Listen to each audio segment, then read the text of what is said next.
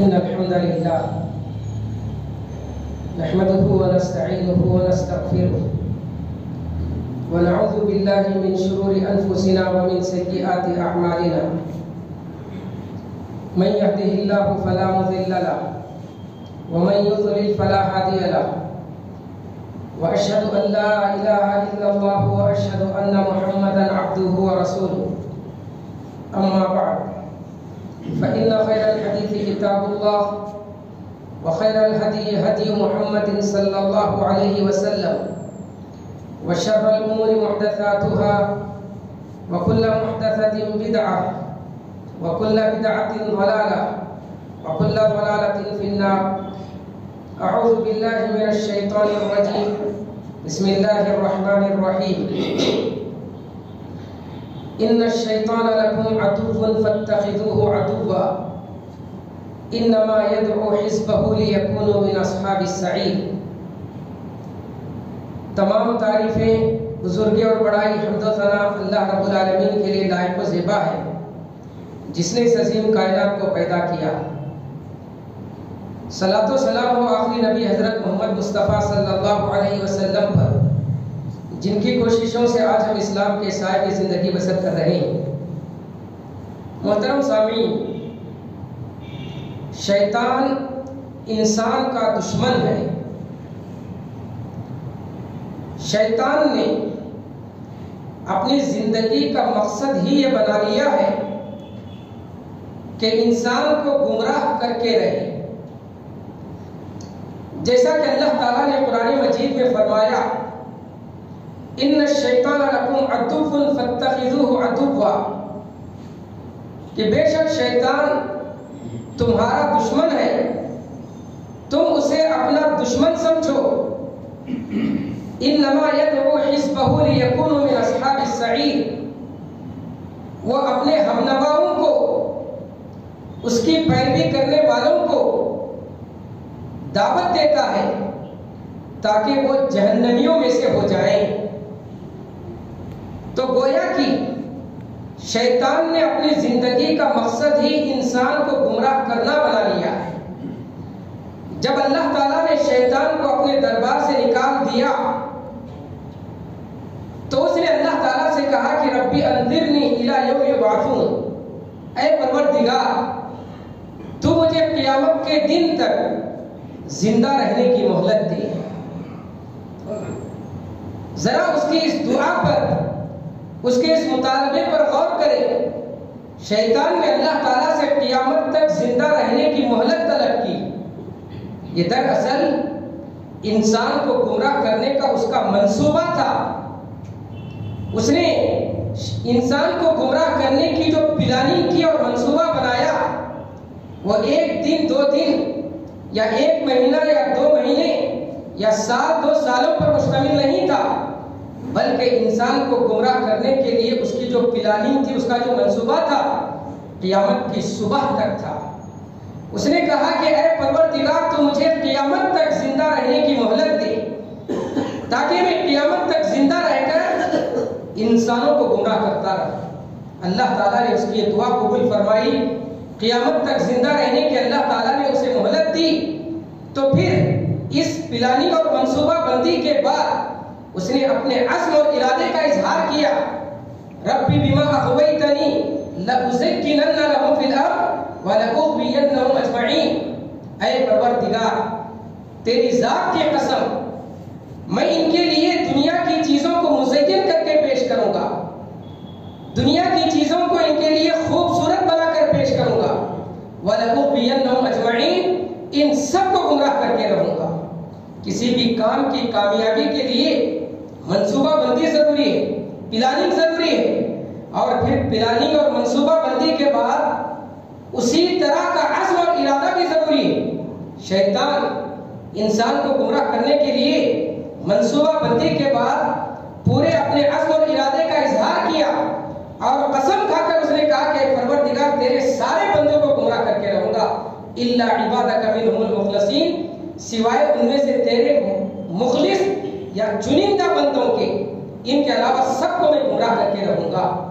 شیطان اگر ہم غور کریں تو معلوم ہوگا کہ اپنے عزم و ارادے میں اپنے مقصد میں کامیاب ہے، کیونکہ اللہ کے رسول صلی اللہ علیہ وسلم نے فرمایا کہ جنت میں جانے والے 1000 میں سے 999 990 پر 9 انسانوں میں سے جہنم میں جائیں گے تو 1000 میں سے صرف 1 جنت میں جائے گا۔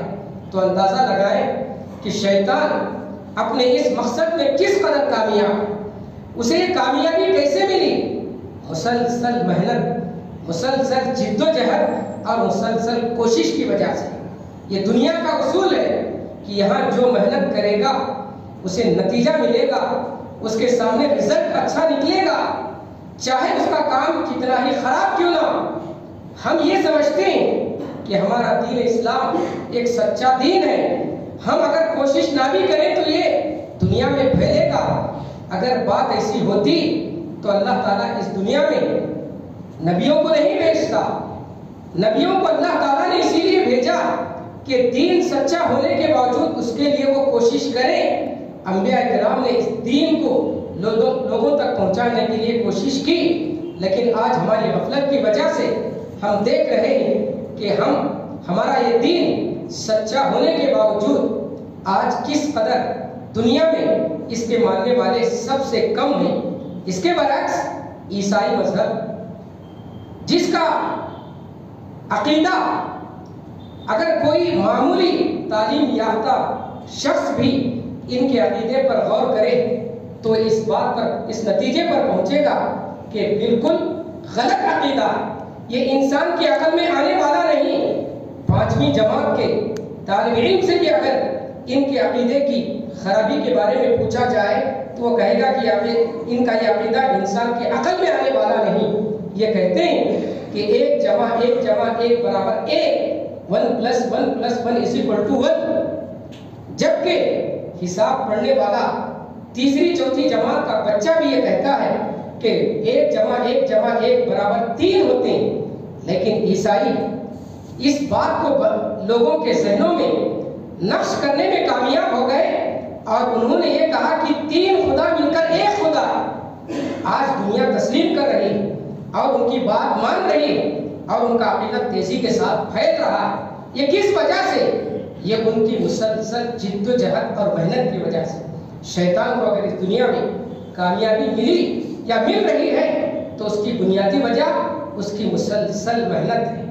شیطان انسان کو گمراہ کرنے کے لیے کیسے محنت کرتا ہے؟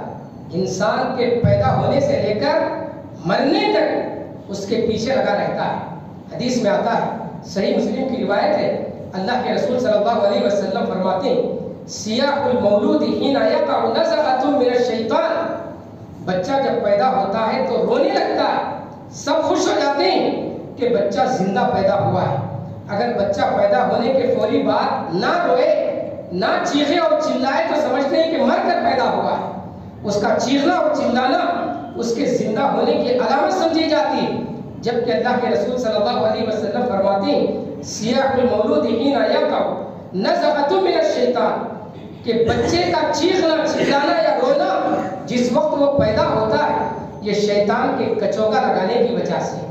جیسے انسان پیدا ہوتا ہے وہیں سے شیطان کا عمل شروع ہو جاتا ہے، انسان کو گمراہ کرنے کی کوشش شروع کر دیتا ہے اور اس کی یہ کوشش انسان کی آخری سانس تک برابر جاری رہتی ہے۔ انسان کی موت کے وقت بھی شیطان یہ کوشش کرتا ہے کہ اسے گمراہ کر کے رہے۔ اللہ کے رسول نے ہمیں جو دعائیں سکھلائی ہیں ان میں سے ایک دعا کا ٹکڑا یہ بھی ہے، وَأَعُوذُ بِكَ مِنْ أَنْ يَتَخَبَّطَنِيَ الشَّيْطَانُ عِنْدَ الْمَوْتِ، اے پروردگار میں تیری پناہ چاہتا ہوں، میں تیری پناہ مانگتا ہوں کہ شیطان موت کے وقت مجھے اچک لے، موت کے وقت مجھے گمراہ کر دے۔ تو شیطان انسان پیدا ہونے سے لے کر اس کی سانس آخری سانس تک اسے برابر گمراہ کرنے کی کوشش کرتا رہتا ہے۔ امام قرطبی رحمۃ اللہ علیہ نے اپنے دور کے ایک بڑے عالم کے بارے میں لکھا ہے کہ جب ان کی موت کا وقت قریب تھا، نزا کے عالم میں تھے، سکرات کے عالم میں تھے، تو لوگوں نے ان کے سامنے بلند آواز میں کلمہ توحید کی تلقین کرنے لگے، کلمہ توحید بلند آواز سے پڑھنے لگے تاکہ ان کی زبان پر بھی کلمہ ادا ہو اور ان کا انتقال کلمے پر ہو۔ وہ کلمے کو ادا کرنے کے بجائے لا لا کہہ رہے تھے، نہیں نہیں کہہ رہے تھے۔ لوگوں کو بڑا تعجب ہوا، اتنے بڑے عالم، ان کو کلمے کی تلقین کی جا رہی ہے، لا الہ الا اللہ کا کلمہ یہ ادا نہیں کر رہے بلکہ انکار کر رہے ہیں۔ کچھ دیر بعد انہیں افاقہ ہوا، ہوش آیا، تو لوگوں نے پوچھا کہ آخر کیا وجہ ہے کہ آپ کو ہم کلمے کی تلقین کر رہے تھے اور آپ کلمہ پڑھنے سے انکار کر رہے تھے؟ تو انہوں نے کہا کہ تم کیا کہہ رہے تھے وہ تو میں نہیں سن رہا تھا، میرے پاس تو دو شیطان آئے تھے، ایک کہہ رہا تھا کہ عیسائی مذہب قبول کرو اور عیسائی مذہب پر اپنی جان دو، تو میں اس کے جواب میں کہہ رہا تھا کہ نہیں، اور دوسرا مجھ سے کہہ رہا تھا کہ یہودیت قبول کرو اور یہودیت پر اپنی جان دو، تو میں اس کے جواب میں انکار کر رہا تھا، میں اس کے جواب میں لا لا کہہ رہا تھا۔ تو غرض انسان چاہے وہ کتنا ہی بڑا دیندار، نیک اور عالم کیوں نہ ہو، شیطان اسے گمراہ کرنے کی پوری کوشش کرتا رہتا ہے۔ اسی طریقے سے انسان صبح بیدار ہونے سے لے کر رات سونے تک اور رات سونے سے لے کر صبح بیدار ہونے تک شیطان مسلسل انسان کے پیچھے لگا ہوا ہے۔ اللہ کے رسول صلی اللہ علیہ وسلم نے فرمایا ان الشیطان یجری من ابن آدم مجری الدم، شیطان انسان کے ساتھ ویسے ہی لگا ہوا ہے، انسان کے جسم میں ویسے ہی دوڑتا رہتا ہے جیسا کہ انسان کی رگوں میں خون دوڑتا رہتا ہے۔ تو شیطان کی انسان کو گمراہ کرنے کی یہ کوشش ہے۔ جب انسان سونے کے لیے اپنے بستر پر جاتا ہے، صحیح بخاری کی روایت ہے، اللہ کے رسول صلی اللہ علیہ وسلم نے فرمایا کہ جب انسان سونے کے لیے اپنے بستر پر جاتا ہے تو شیطان اس کی گدی پر، اس کے پیٹھ کے طرف 3 گرہ لگا دیتا ہے اور ہر مرتبہ یہ کہتا ہے کہ ارقد علیک لیل طویل، سو جاؤ ابھی رات بہت طویل ہے۔ لیکن جب بندہ نماز کے وقت بیدار ہوتا ہے اور بیدار ہونے کی دعا پڑھتا ہے تو اللہ کے رسول نے فرمایا کہ ایک گرہ کھل جاتی، ایک گانٹی کھل جاتی، پھر جب وہ وضو کرتا ہے تو دوسری گرہ کھل جاتی ہے، اور جب وہ نماز پڑھتا ہے تو پھر تیسری گرہ کھل جاتی ہے، اور وہ شیطان کے شر سے محفوظ رہتا ہے۔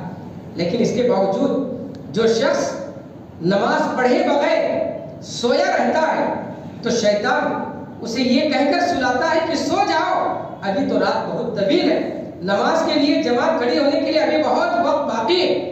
جب وہ نماز نہیں پڑھتا، بیدار نہیں ہوتا، تو اللہ کے رسول نے فرمایا، نبی کریم صلی اللہ علیہ وسلم کے سامنے اس شخص کا ذکر کیا گیا جو فجر کی نماز جماعت کے ساتھ پڑھے بغیر اپنے گھر میں سویا رہتا ہے۔ تو اللہ کے رسول نے فرمایا بال الشیطان فی اذنیہ، شیطان اس کے کانوں میں پیشاب کر دیا جس کی وجہ سے وہ بڑی گہری نیند سو رہا ہے، نماز کے لیے اٹھ نہیں پا رہا۔ یہ ہمارا قصور نہیں، یہ شیطان ہمیں گمراہ کر رہا ہے، شیطان ہمیں سلا رہا ہے، شیطان ہمارے کانوں میں پیشاب کر کے ہمیں نماز کے لیے بیدار ہونے سے روک دیتا ہے۔ اسی طریقے سے اللہ کے رسول صلی اللہ علیہ وسلم نے فرمایا کہ جب انسان رات میں سونے کے لیے اپنے بستر پر جاتا ہے تو شیطان کہاں ہوتا ہے؟ شیطان انسان کے ناک کے باسے میں ہوتا ہے، انسان کے ناک کے باسے میں وہ رات گزارتا ہے۔ اللہ کے رسول نے فرمایا کہ جب تم میں سے کوئی نیند سے بیدار ہو تو اسے چاہیے کہ فلیتوضا، چاہیے کہ وضو کرے اور 3 مرتبہ اچھی طریقے سے ناک جھاڑے، ناک صاف کرے۔ اس کی وجہ بتاتے ہوئے آپ نے فرمایا فَإِنَّ الشَّيْطَانَ يَبِيتُ عَلَى خَيْشُومِ، کیونکہ شیطان انسان کے ناک کے اندرونی حصے میں رات گزارتا ہے۔ جب انسان بیدار ہو کر اپنی ناک جھاڑتا ہے، ناک صاف کرتا ہے تو شیطان وہاں سے نکل کر چلا جاتا ہے۔ تو غرض شیطان کی یہ کوشش ہوتی ہے کہ انسان کو کسی بھی طریقے سے گمراہ کرے۔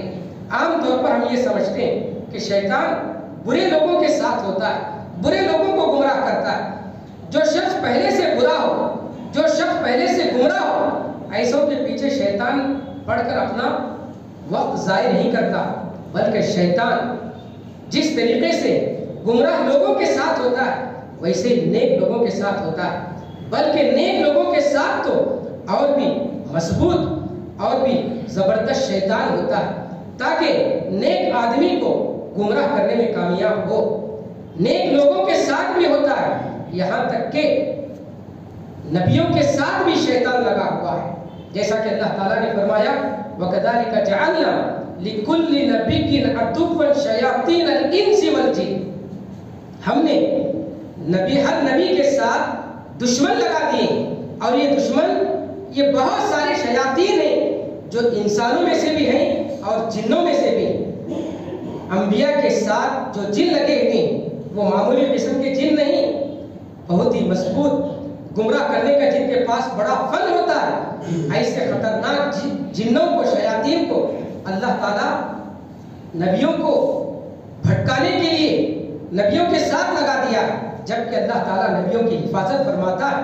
اللہ کے رسول صلی اللہ علیہ وسلم فرماتے ہیں، صحیح بخاری کی روایت ہے، اللہ کے رسول فرماتے ہیں کہ ایک مرتبہ میں رات میں نماز پڑھ رہا تھا، ان عفریتا من الجن، ایک مضبوط قوی ہیکل جن مجھے میرے دل میں وسوسہ ڈالنے لگا۔ اللہ تعالیٰ نے مجھے اس پر غلبہ عطا کیا، میں اسے پکڑ لیا اور میں چاہتا تھا کہ اسے پکڑ کر مسجد کے ستونوں میں سے ایک ستون سے باندھ دوں، لیکن تاکہ تم صبح ہو جائے تو اسے اپنے آنکھوں سے دیکھ لو، لیکن مجھے اپنے بھائی سلیمان علیہ السلام کی یہ دعا یاد آ گئی، رب ہب لی ملکا لا ینبغی لأحد من بعدی انک انت الوہاب۔ حضرت سلیمان علیہ السلام نے اللہ تعالیٰ سے دعا کی تھی کہ پروردگار تو مجھے ایسی حکومت اور سلطنت عطا کر کہ ویسی سلطنت تو اپنے بندوں میں کسی اور کو نہ عطا کیا۔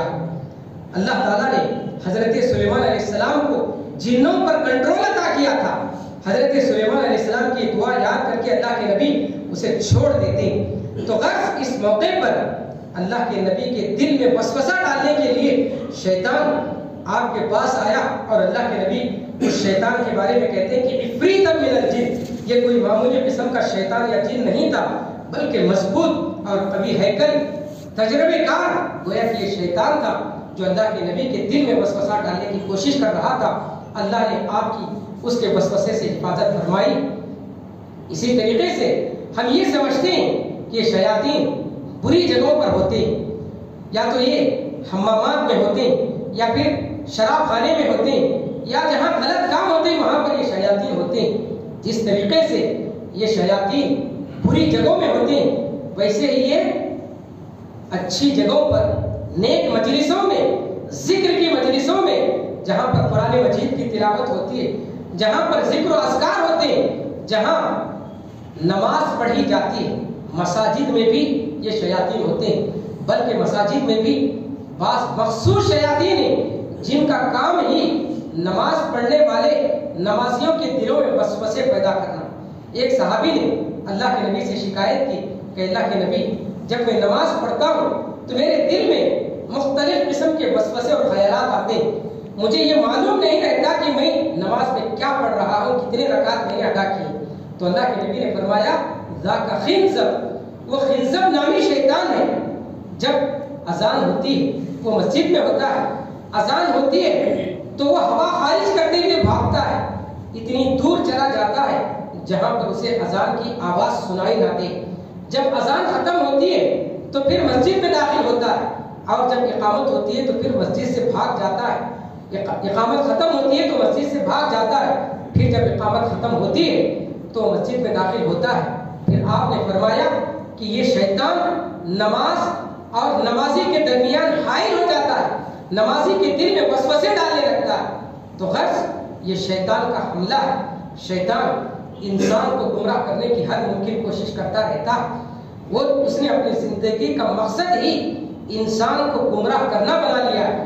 اس لیے انسان کو چاہیے کہ شیطان کے شر سے، شیطان کے وسوسوں سے، شیطان کے حربوں سے اپنے آپ کو بچانے کی کوشش کریں۔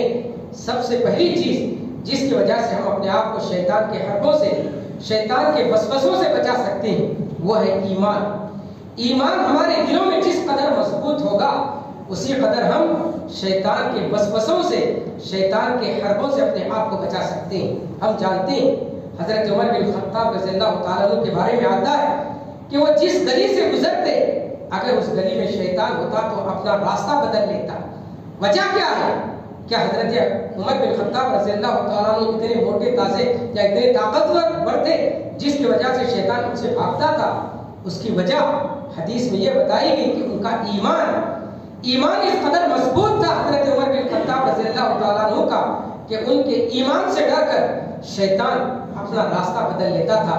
اور دوسری چیز اللہ پر توکل، انسان کے دل میں جس قدر اللہ پر توکل ہوگا، اللہ کی ذات پر جس قدر اعتبار اور مضبوط بھروسہ ہوگا، اسی قدر شیطان ہم سے دور بھاگے گا۔ اللہ تعالیٰ نے فرمایا اِنَّهُ لَيْسَ لَهُ سُلْطَانٌ عَلَى الَّذِينَ آمَنُوا وَعَلَى رَبِّهِمْ يَتَوَكَّلُونَ کہ شیطان کا غلبہ ان لوگوں پر نہیں ہوگا جو ایمان لے آئے اور اپنے رب پر توکل کرتے، اپنے رب پر بھروسہ کرتے۔ تو توکل یہ ایسا ہتھیار ہے جس کے ذریعے ہم شیطان کو اپنے سے دور بھگا سکتے ہیں۔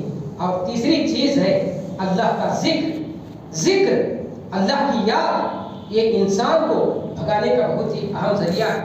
حضرت ابن عباس رضی اللہ تعالیٰ عنہ فرماتے ہیں الشیطان جاثم علی قلب ابن آدم، شیطان ہمیشہ انسان کے دل کے پاس بیٹھا رہتا ہے۔ فَإِذَا ذَكَرَ خَلَصَ، جب بندہ اللہ کو یاد کرتا ہے، اللہ کا ذکر کرتا ہے، تو شیطان وہاں سے بھاگ کر چلا جاتا ہے۔ وَإِذَا غَفَلَ وَسْوَسَ، اور جب بندہ غافل ہو جاتا ہے تو اس کے دل میں وسوسے ڈالنے لگتا ہے۔ اسی لیے اللہ تعالیٰ نے ہمیں کثرت سے اللہ کا ذکر کرنے کا حکم دیا۔ اذکروا اللہ ذکرا کثیرا، اللہ کا کثرت سے ذکر کرو۔ اللہ کا ذکر کم کرنے والوں کو منافق کہا گیا، ولا یذکرون اللہ الا قلیلا، کہ منافق اللہ تعالیٰ کا بہت کم ذکر کرتے ہیں۔ اور مومنوں کی صفت بتائی گئی الذین یذکرون اللہ قیاما وقعودا وعلی جنوبہم، اللہ کے نیک بندے وہ ہیں جو اللہ تعالیٰ کا ذکر کرتے ہیں کھڑے ہونے کی حالت میں، بیٹھے ہوئے، لیٹے ہوئے، یعنی ہر حالت میں اللہ کا ذکر کرتے ہیں، اللہ تعالیٰ کو یاد کرتے ہیں۔ تو بس یہ وہ اسباب ہیں جن کے ذریعے ہم شیطان کو اپنے سے دور بھگا سکتے ہیں۔ اور چوتھا اور آخری اہم سبب دعا ہے۔ اللہ تعالیٰ نے ہمیں شیطان کے شر سے بچنے کے لیے ایک چھوٹی سی دعا سکھلائی۔ اللہ تعالیٰ نے فرمایا وَإِمَّا يَنزَغَنَّكَ مِنَ الشَّيْطَانِ نَزْغٌ فَاسْتَعِذْ بِاللَّهِ، کہ جب بھی شیطانی وسوسہ دل میں آئے تو اعوذ باللہ من الشیطان الرجیم پڑھ لیں۔ جب بھی یہ دعا ہم کو جو سکھلائی گئی نیک کاموں کی ابتدا میں بھی، قرآن مجید کی تلاوت کے وقت بھی کہا گیا فَإِذَا قَرَأْتَ الْقُرْآنَ فَاسْتَعِذْ بِاللَّهِ، اور جب ہم کسی کو ایک اللہ کی عبادت کی دعوت دیں تو اس وقت بھی کہا گیا وَإِمَّا يَنزَغَنَّكَ مِنَ الشَّيْطَانِ نَزْغٌ فَاسْتَعِذْ بِاللَّهِ۔ تو گویا کہ نیک کام کے وقت بھی شیطان انسان کو گمراہ کرنے کی کوشش کرتا ہے، اسی لیے ہمیں اس بات کی تعلیم دی گئی کہ ہمیشہ اعوذ باللہ پڑھتے رہیں نیک کام کے وقت بھی، نیک کام شروع کرنے کے وقت بھی، تاکہ شیطان کے شر سے اپنے آپ کو بچا سکے۔ اللہ تعالیٰ سے دعا ہے کہ اللہ تعالیٰ ہم سب کو شیطان کے شر سے متنبع رہنے اور اس سے بچنے کی جو تدابیر بتلائی گئی اللہ تعالیٰ ان سب کو اپنانے اور شیطان کے شر سے ہم سب کو بچنے کی اللہ توفیق دے۔ اللہ تعالیٰ ہم سب کو شیطان کے شر سے بچائے، آمین۔ بارک اللہ لنا و لکم فی القرآن المجید۔